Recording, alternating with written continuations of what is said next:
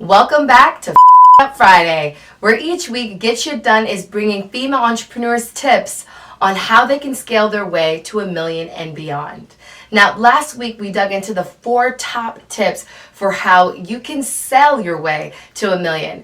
And in one of those tips, we were able to uncover one of the biggest barriers for entrepreneurs selling to that level. And that's being able to identify who your target audience is.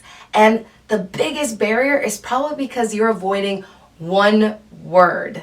And it's probably because you think it will diminish how big your company can actually become. But the truth is that this one word is a superpower for early stage entrepreneurs and teams. This week's tip is brought to us by one of our favorite female entrepreneurs, Evita Robinson, the founder of No Madness. And she was able to scale her community of users to over 20,000 just based off of this one word alone. Check it out. Understanding that niche is not a bad word. Understanding like you're not supposed to be for everybody. And some people may not like that. Some people may not want that. I remember in the early days because the prerequisite to get into No Madness is you have to have at least one passport stamp, just one.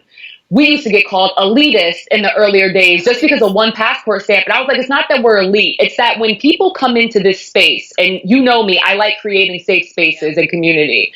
They know that they are amongst their peers. My job in this space is not to coerce you into your first trip and try to tell you why it's going to be life-changing. We need people who have already done that on their own, who already know that this is what happens when you go abroad, and who are like, yo, I'm ready for like go number 2, 3, 4, 50, 100. And that's the type of community that we wanted. We are not for the I've never gone out novice traveler. We are inspiration to them, and there are other platforms that we are on to derive that. But as far as the group itself, we are a niche in that way, and I have never jeopardized that, and I think that's what's made the brand loyalty. Understanding that a niche and that you're not for everybody is very, very integral, and zoning in on the people that count that you are trying to reach. Fuck everybody else, it's not your concentration. Ooh, we love the sound of that niche. Say it back to yourself. Niche. Put it in your brain. Now, you guys know we love receipts that get shit done. So on this Friday, I want you to focus on defining what is the niche that you're starting out with. It doesn't have to be the group that you're going to be with forever, but to start with. Now figure out how many people are in that niche. What percentage of that niche do you think you and your team can capture? From there, how much is it going to cost to acquire those users or those customers? And then figure out how much money will they spend with you. Does that back you into $1 million?